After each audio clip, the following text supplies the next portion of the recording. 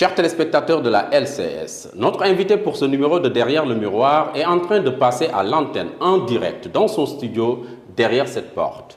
Mais le micro n'est pas la seule corde à son arc. Elle est aussi passionnée de politique. Elle est chef de parti. Je ne vous en dirai pas plus. Bonjour et bienvenue dans votre émission Derrière le miroir.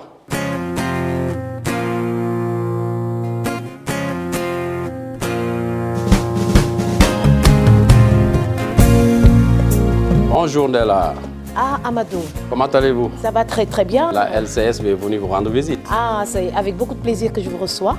Ah, j'étais en train d'animer mon émission Mandela Show. Ah, en direct? En direct, comme j'ai l'habitude de le faire tous les jours à partir de 14h. Mandela Show. Chers téléspectateurs, vous l'avez deviné, notre invité pour ce numéro de Derrière le miroir, c'est Ndella Madior Diouf. Elle est chef de parti du parti Réconciliation nationale pour l'unité africaine, RNUA. Elle est aussi chef d'entreprise. Je vous souhaite la bienvenue, Amadou. Allez, allons-y.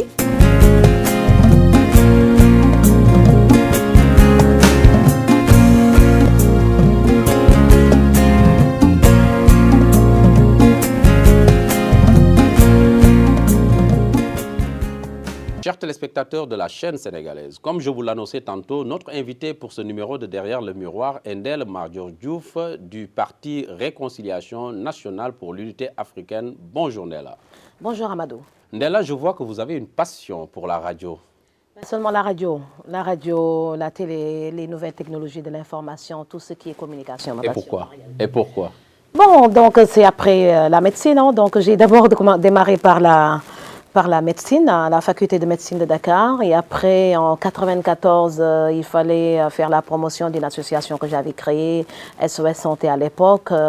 Et une fois, on m'a invité à la RTS, le coup de foudre est né. Et puis depuis lors, je suis mariée à la radio, à la télé et à la nouvelle technologie de l'information et de la communication. Et actuellement, vous avez une radio qui... Un réseau de radio. On a une radio également à Salé. On va installer sous peu à Touba. Donc, toutes les régions auront leur station de radio, couplée à des web TV. Et voilà, donc je suis plein dedans dans la communication. Vous n'êtes pas passionné simplement par la radio, le micro, j'allais dire. Vous êtes aussi passionné de politique. On sait que votre papa, Madior Diouf, est quelqu'un de très actif dans ce paysage politique avec son parti, le RND. Vous n'avez pas épousé l'idéologie de Cheikh Anta Diop pour aller créer votre propre parti, délaissant le parti de votre père. Avec mon père, on ne parle pas de politique à table. Donc, il fallait mon espace à moi. Et j'ai créé la Réconciliation nationale pour l'unité africaine pour ne pas le gêner. Déjà, dans son parti, il y a quelques tendances qu'on vit jusqu'à présent, ce qui est regrettable. Et pour être libre et m'exprimer correctement comme je le sens, en tant que femme, parce que c'est très important, des femmes politiques. RNUA, ce n'est pas un parti de femmes. C'est un parti dirigé par une femme, et ça c'est important, puisque les femmes on doit les encourager à faire de la politique. Donc quand une femme décide de créer un parti politique, c'est un événement. Mariam Wanli a d'abord été la première à créer son parti Parena, et après j'ai été pratiquement la deuxième à le faire. Il y a d'autres également qui ont créé leur parti politique, et ça c'est bien. Il faudrait que les femmes prennent la décision d'aller jusqu'au bout pour changer les projets de société sénégalaise. Donc, Réconciliation nationale pour l'unité africaine. J'ai décidé de créer ce parti il y a très très longtemps. Et là, je suis toute fière de diriger un parti politique au Sénégal. J'espère que les hommes ont leur place dans ce parti. Un parti politique pas seulement réservé aux femmes, mais réservé aux hommes. Je pose cette question, c'est un peu provocateur parce que vous m'avez l'air d'être une féministe. Mais non, donc RNUA est dirigé par une femme. Et, vous êtes féministe? Plus tard, non, je suis une femme. Ndella Madior, jusqu'à preuve du contraire, n'est pas un homme, c'est une femme. Et une femme, une citoyenne du monde. Une citoyenne du monde qui, après avoir fait la médecine, n'a pas hésité de faire autre chose, la communication et la politique maintenant. Et tout ça, c'est tellement intéressant, tellement passionnant. Et je n'ai même pas le temps de m'ennuyer. Je n'ai pas le temps de m'ennuyer. J'adore la communication, j'adore la politique. Et quand je me réveille tous les jours en train d'animer, de préparer mon émission Mandela Show, et que j'essaie de lire les titres des journaux, ça bouge beaucoup, ça bouge beaucoup. Mandela Show, ça s'appelle. Mandela Show, on pense immédiatement, automatiquement à Nelson Mandela. À qui nous rendons hommage. À qui je rends hommage. J'ai beaucoup suivi Nelson Mandela, depuis très longtemps. Il nous a quittés le 5 décembre. Il a été enterré le 15 décembre. Ça m'a beaucoup attristé. Ça a attristé tout le peuple, tout le monde entier. Hein. Mandela est un exemple. Hein, donc je profite de votre émission pour adresser mes condoléances à toute la famille Mandela. D'ailleurs, je prépare un voyage pour aller voir Winnie Mandela et toute sa famille. Je me considère comme faisant partie de la famille de Mandela. Je ne sais pas pourquoi. Donc, d'ailleurs, je porte le même nom que Mandela. Donc, je m'appelle Ndella. Donc, mon émission Mandela Show, c'est Mandela Show en Wolof. Voilà, donc c'est comme ça. Et finalement, je peux dire comment on laisse mon papa là. Wow. La LCS s'associe à vous pour rendre hommage à cet grand homme politique, à ce grand homme tout court de culture qui est Nelson Mandela, qui nous a quittés malheureusement, mais ses faits et gestes demeurent. Oui, j'en profite pour également lancer un message à toute la classe politique de s'inspirer de l'exemple de Mandela. Mandela est parti. Avant de partir, il a fait un parcours exceptionnel, un parcours politique où il s'est battu pour la liberté d'expression de la race noire, des Africains, Sud-Africains. Donc il s'est battu également pour que les Africains aient une liberté de circulation, donc dans la tête et dans la circulation. Donc on n'a pas encore arrivé à régler ce passeport africain pour permettre aux Africains de circuler librement, en Afrique d'abord et après partout dans le monde. Et ça, c'est tellement important. Après, malgré les privations, malgré beaucoup de problèmes, il a réussi à garder le sourire, à se réconcilier les peuples. Donc ce qu'il a réussi à faire durant son vivant, il l'a également réussi à faire avant d'être enterré. Et on a vu les États-Unis serrer la main du Cuba, on a vu Sarkozy avec Hollande, c'est dommage qu'on n'ait pas vu Macky Sall avec Abdoulaye Wade. Donc on a vu énormément de réconciliation et c'est des signes tellement importants. Actuellement, le Sénégal est tellement mouvementé, il y a des clans par-ci, par-là, donc les gens doivent se ressaisir et penser à se réconcilier. C'est pas pour rien que j'ai créé un parti. Le nom s'appelle Réconciliation nationale pour l'unité africaine. Avant de parler d'unité africaine, essayons de nous réconcilier, chacun dans nos pays africains. L'Afrique doit se réconcilier à elle-même. Les Sénégalais doivent se réconcilier. Donc les Ivoiriens doivent se réconcilier avant de penser à réconcilier l'Afrique tout entière. Donc ces États-Unis d'Afrique, on peut réussir à le concrétiser une fois cette première étape réglée, c'est-à-dire réconcilier les cœurs pour développer les pays africains. Ndella, je l'ai dit tout à l'heure, vous êtes chef d'entreprise et qui parle de chef d'entreprise parle de pourvoyeur d'emploi.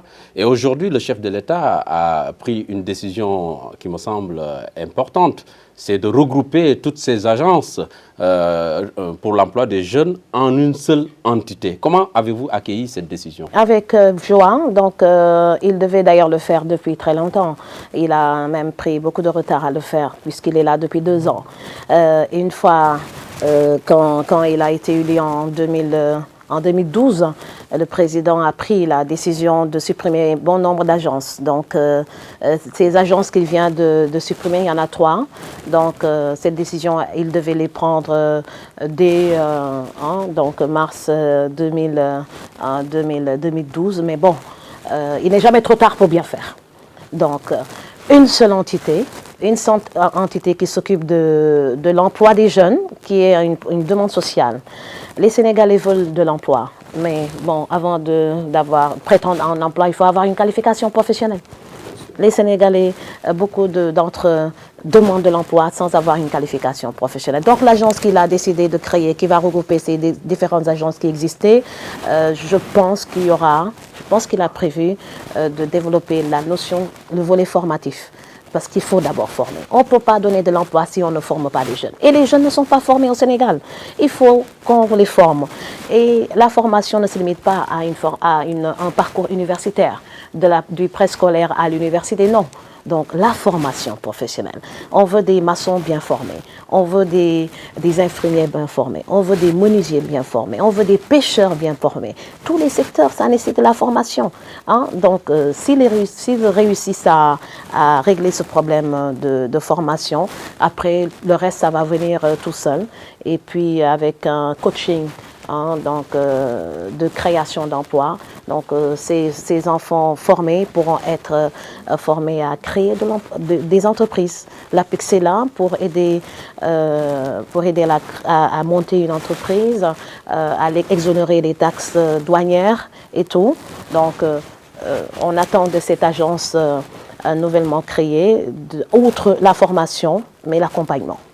Il faut qu'on accompagne ceux qui créent l'emploi. Bon nombre de Sénégalais font des économies de 10 à 20 millions, créent leur petite entreprise et 2 ans ou 3 ans après tombent parce que tout simplement on ne les a pas suffisamment accompagnés. L'État doit accompagner les créateurs d'emplois. Moi, je créais de l'emploi, je me suis battue toute seule pour créer énormément d'entreprises depuis 98 dans le domaine de la téléphonie et dans le domaine de la radiocommunication. Ça, c'est tellement important. Et à un certain moment donné, il y a eu des difficultés. Je me suis relevée toute seule en faisant des économies, en me battant pour recréer une structure. Pourtant, il devait y avoir au Sénégal des sociétés, des agences qui accompagnent correctement ceux qui ont pris le risque de créer des emplois.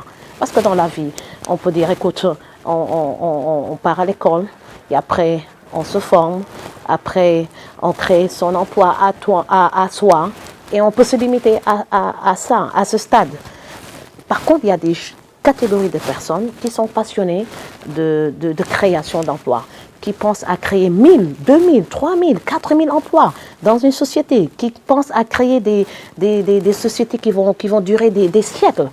C'est ce qu'on voit en Europe, ce qu'on voit aux États-Unis, c'est bien possible ici, mais à condition que l'État accompagne. J'insiste sur cette notion d'accompagnement, de centres qui accompagnent ces créateurs d'emplois pour qu'il n'y ait plus des problèmes d'électricité à payer, pour qu'il n'y ait plus des problèmes d'eau, des problèmes de loyer. Donc une grande réflexion doit être menée autour de cette agence que vient de créer le chef de l'État pour régler la demande sociale en matière de création d'emplois.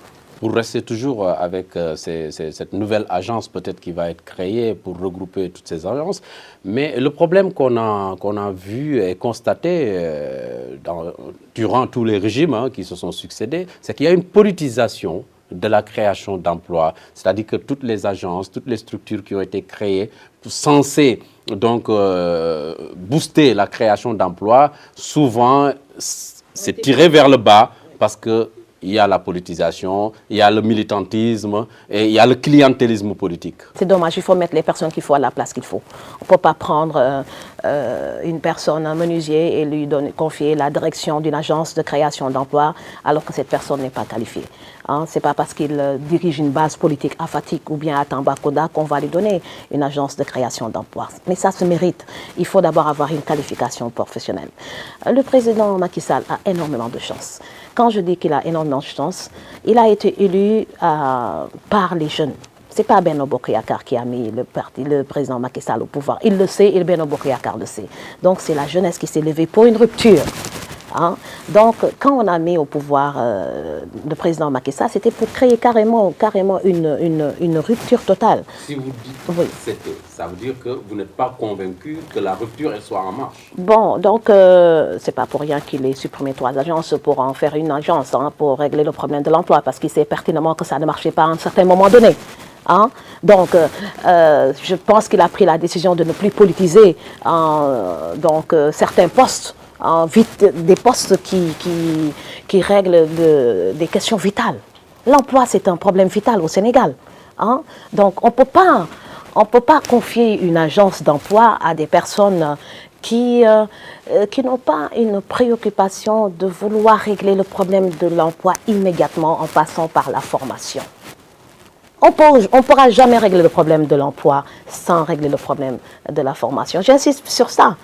Comment on peut, est-ce qu'on peut prendre quelqu'un et lui donner un bloc opératoire pour qu'il opère? Non. Il faudrait faire une formation médicale et chirurgicale pour prétendre à travailler dans un bloc opératoire. Hein? Ce n'est pas pour rien qu'on fait 7 ans de médecine après 4 ans de formation chirurgicale pour opérer un malade. Hein? Les personnes qu'il faut à la place qu'il faut. Maintenant, s'il prend la décision en 2013, fin 2013, de remettre les choses, de remettre de l'ordre un peu partout, c'est parce qu'il faut le reconnaître qu'il y a eu des failles, qu'il y a eu des gâchis, qu'il y a eu une politisation des postes et une sonnette d'alarme. Il faut régler le problème de l'emploi et de la formation des jeunes. Sur la réduction du train de vie de l'État, qui est un problème récurrent et qui n'a jamais été résolu, le chef de l'État, le président Macky Sall, a pris une décision aussi importante. C'est quoi? C'est-à-dire de diminuer le train de vie de l'État. Par exemple, on ne paie plus, l'État ne va plus payer disons, les loyers des fonctionnaires. L'État va diminuer la facture téléphonique. Que pensez-vous de ces décisions? Une excellente chose. À y voir de près, avec le recul, je faisais partie des personnes qui critiquaient le président de la République quand il est resté pratiquement plusieurs mois avant d'occuper le palais présidentiel. Il avait occupé son logement personnel en tant que chef d'État. Ça fait, je pense, avait fait à l'époque une économie à l'État, puisque un logement présidentiel coûte très cher à l'État. Il pense, actuellement, il a décidé de supprimer les conventions, donc sur les maisons. Le logement conventionné. Les logements conventionnels pour les fonctionnaires, c'est une excellente chose. Bon, d'ailleurs, il va même rendre service aux fonctionnaires. Tu peux même voir un fonctionnaire qui a eu un logement de fonction durant toute sa vie. Et une fois pris la retraite, il ne peut même pas avoir une maison digne de son rang. Maintenant, avec cette décision, je pense qu'il a décidé de donner une indemnité de logement au ministre à partir de juin 2014, à tous les fonctionnaires qui avaient droit à un logement, aux médecins, aux sages-femmes, infirmiers qui doivent avoir leur logement à côté des hôpitaux. C'est une excellente chose. Excellente chose, ça permettra de faire une réduction importante. On voyait carrément des ministres occuper des logements d'une valeur de 5 millions par mois ici aux Almadies, alors qu'ils n'avaient même pas ce salaire mensuel. Hein? On a vu des magistrats, des personnes qui ont occupé des logements d'une valeur de 800 000 à 2 millions, alors qu'ils n'avaient même pas ce salaire. Donc, en prenant la décision d'arrêter carrément de loger les fonctionnaires, non seulement il va leur rendre service, mais ça va créer une économie importante. Et cet argent peut être orienté vers la demande sociale.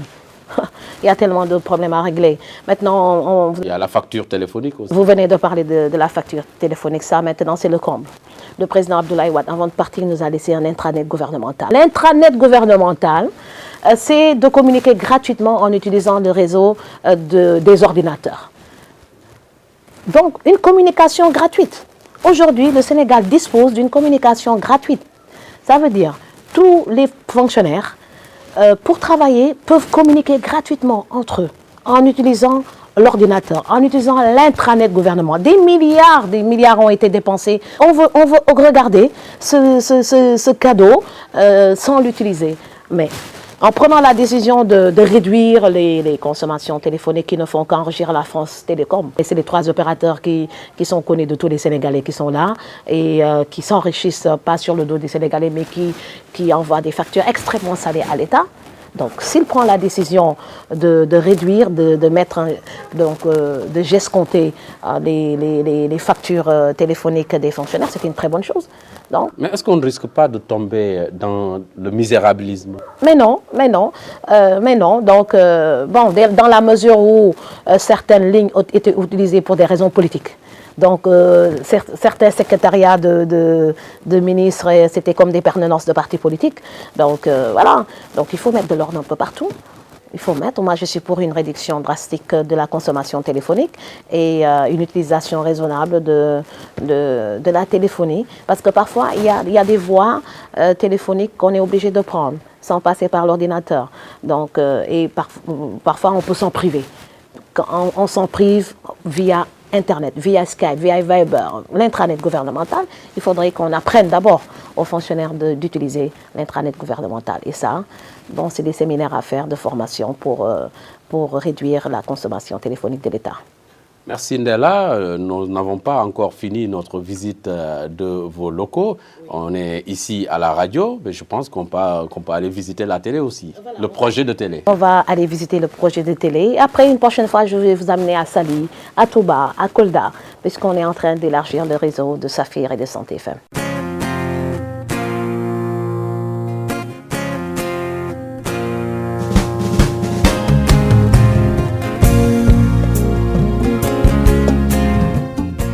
Voilà, Ndella, on est ici dans un de vos studios de télé, j'allais dire Futur Télé. Oui, bon, c'est une logique. Hein. Donc, on est effectivement dans Saphir TV, une télévision qu'on est en train de monter tranquillement après avoir mis en place Saphir FM depuis 2009. Après, il y avait Radio Touba International, Radio Polohan, Maria, beaucoup de radios.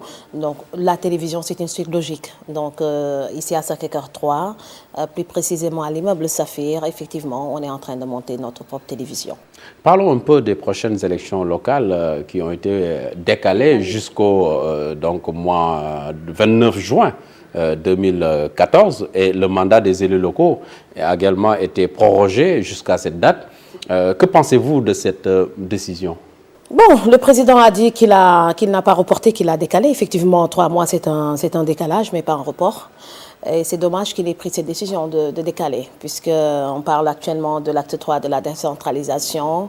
Je me demande pourquoi il a peur de reporter correctement. Il faut qu'il prenne le temps. Vous êtes pour le report, carrément? Oui, pour le report, puisqu'il faudrait que le président Macky Sall prenne le temps d'organiser correctement les élections. Il nous a fait ce coup lors des élections législatives passées. J'étais tête de liste parmi les 24 têtes de liste. On n'a pas eu le temps d'organiser ces élections. Il venait d'être élu, il avait la possibilité de dissoudre l'Assemblée nationale, de mettre tout le monde sur le même pied d'égalité, de reporter correctement les élections législatives de 2012. Il pouvait le faire 6 mois, 3 mois, 6 mois ou 1 an même après l'élection présidentielle, mais il avait choisi de faire un report seulement un décalage de 15 jours. Et puis les conséquences, tout le monde le sait. Donc on a organisé sans être prêts, nous les 24, des élections législatives le 1er juillet 2012 passé. Et une véritable catastrophe. Hein. Donc, des Benno Bokk Yakaar en est sorti avec 119 députés. Donc, les autres, moi, on m'a privé de mon poste, puisqu'en principe, je devais avoir mon poste avec 8104 voix. Et comment? Écoute, je suis la seule femme tête de liste. Ce n'est pas une raison, madame. Je suis la seule femme tête de liste avec 8107 voix. Vous imaginez ce que ça veut dire, 8107 voix. Donc, Imam Mbaye Ndiaye... Vous n'avez pas atteint le quorum. Imam Mbaye Ndiaye avait 6 000 voix et il était à l'Assemblée nationale. Moi, avec 8107 voix, quelque part, dans Dakar, un groupe a décidé que Ndella ne passera pas à l'Assemblée nationale. Alors que, logiquement, quand on parle de parité absolue, donc on devait appliquer la parité au niveau du... Vous êtes pour le plus fort reste? Je ne suis pas pour le plus fort reste. J'étais avec les 8107 voix, j'étais dans le plus fort reste. Et puis, on devait appliquer la parité au plus fort reste pour permettre à la seule femme tête de liste d'être à l'Assemblée nationale. Donc, certains m'ont suivi, d'autres ne m'ont pas suivi. Donc, là... C'est pas parce que vous êtes la seule femme tête de liste que vous méritez d'aller à l'Assemblée nationale. Bon, écoute, quand on parle de parité, c'était la première fois qu'on était en train de mettre une parité dans une élection élective, dans une élection. Donc Ndella Madior Diouf, tête de liste du parti Taxawu Askan Wi, PTAW, PETAW, les gens pensent que c'est les Coris, mais c'est le parti Taxawu Askan Wi dirigé par une autre personne, hein, donc avait mérité d'être à l'Assemblée. C'est derrière nous. C'est derrière nous, mais c'est dans l'histoire. Personne ne peut oublier qu'il était une fois une seule femme tête de liste était parmi les 24 candidats en liste lors des élections législatives de 2012 et on a décidé qu'elle n'ira pas siéger à l'Assemblée nationale, parce que c'est une décision qui a été prise. Puisqu'on regarde le faible taux de participation, très faible, et quand on regarde les recours introduits au Conseil constitutionnel, moi-même j'ai été la première à introduire un recours, Benno Bokk Yakaar a été le second à introduire un recours en parlant de d'irrégularité, de bourrage d'urnes. Les rapports sont là et c'est à cause de ces irrégularités qu'on a assisté à ce quotient électoral de 32 000 voix, ce qui n'a jamais existé durant toute l'histoire politique du Sénégal.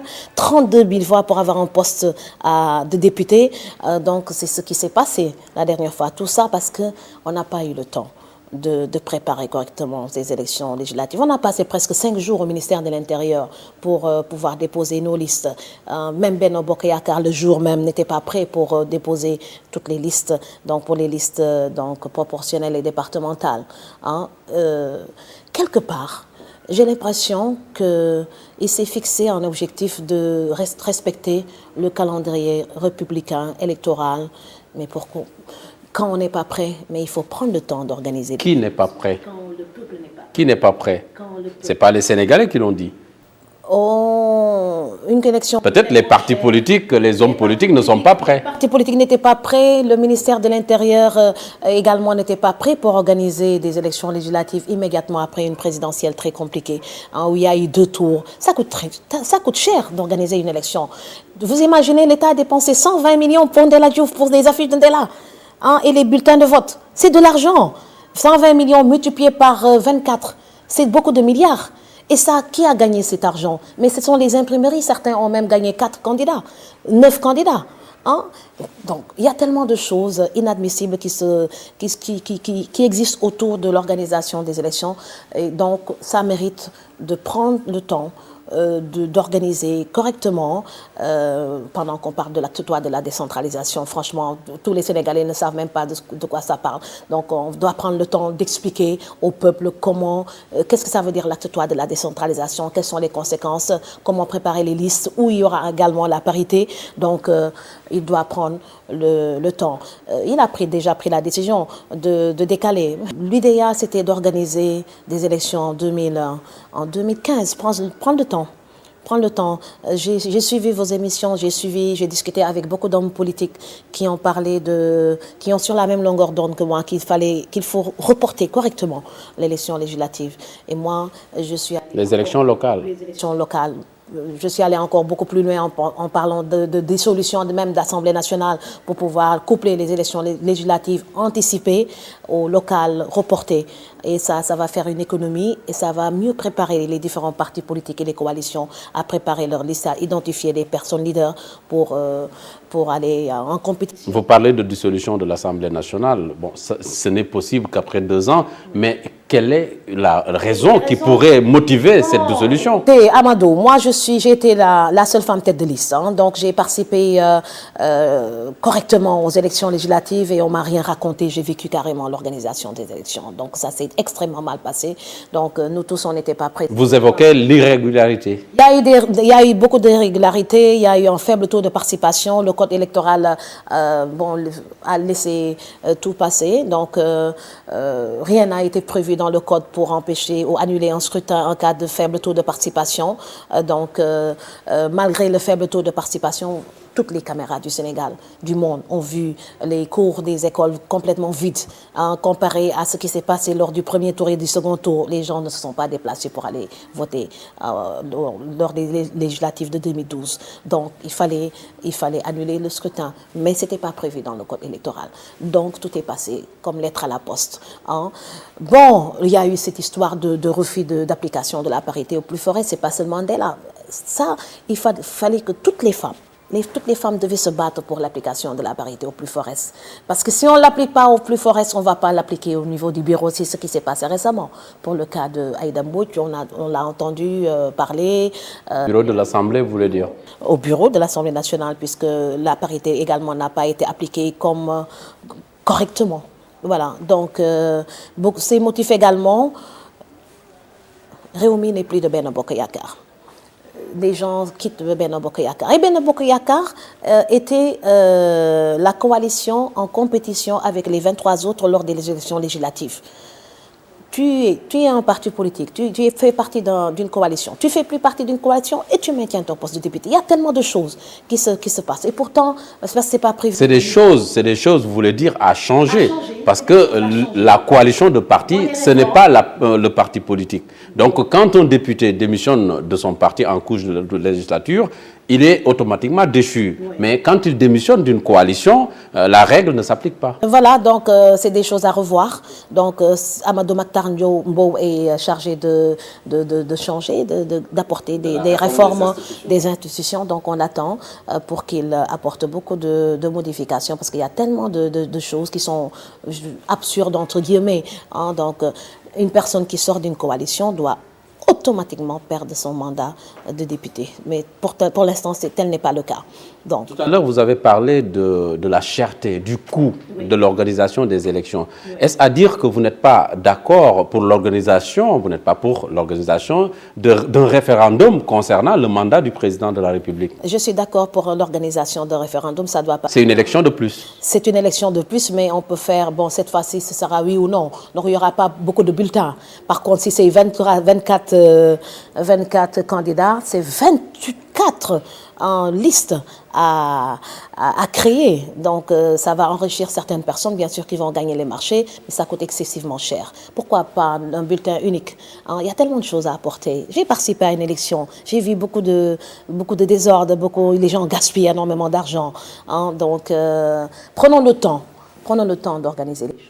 Vous êtes pour le référendum concernant le mandat présidentiel et non pour la voie, disons, parlementaire. Par voie parlementaire, bon, donc il y a deux possibilités. Soit c'est par voie parlementaire, certains disent que c'est pratiquement illégal, ou bien l'unique voie républicaine, c'est la par voie référendaire. Donc il faudrait qu'on organise un référendum, oui ou non, pour un mandat de 5 ans ou 7 ans. Ça, c'est au peuple d'en décider. C'est pas au président Macky Sall de dire, écoute, le mandat sera 5 ans ou pas. Par contre, il peut dire, je vais démissionner 5 ans après. Au bout des 5 ans. Voilà, ça, il peut le dire. Et on organise une présidentielle anticipée. Et ça sera, quand le président dit je vais faire 5 ans, il dit qu'il organise une présidentielle anticipée. C'est ça la signification. Et là, c'est une conséquence extrêmement... C'est une conséquence. Ça fait du président de l'Assemblée nationale, le futur président de la République en cas de démission. Puisqu'il y a Cissé Lo qui dit qu'ils vont bloquer carrément...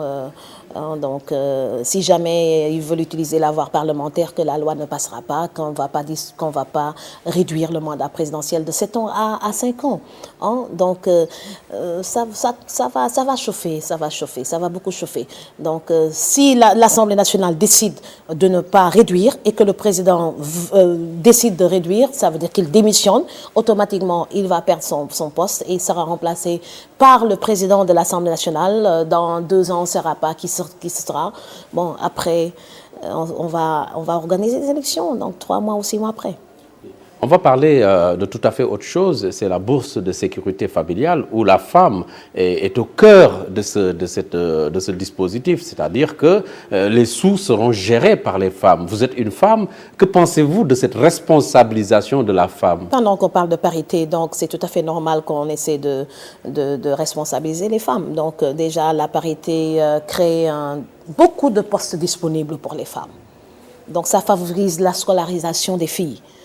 Donc, maintenant, il y a plus de 50 postes disponibles à l'Assemblée nationale pour les femmes. Au niveau du Sénat également, c'est des postes électifs. Donc, au niveau de tous les postes électifs... Restons dans le foyer. On avait quitté l'Assemblée. Restons dans le foyer avec le rôle de la femme. La maman a l'obligation maintenant d'amener son enfant à l'école pour scolariser sa fille, et puis sa fille fera un bon parcours, parce qu'au bout de ce parcours, il y aura énormément de postes à sa disposition. Donc, responsabiliser les femmes dans ces bourses familiales et dans autre chose, c'est une très, très, très bonne chose, puisque les femmes, en réalité, c'est elles qui gèrent les foyers. Il y a aussi la couverture maladie universelle qui prend en charge les enfants, les femmes aussi, hein, donc peut-être plus tard. C'est important parce que c'est des maillons souvent très faibles de la société. Que pensez-vous de cette initiative? Moi, je pense qu'on est en 2000, on est 2014, hein, donc on est en 2013. On va en 2014 puisqu'on est au mois de décembre.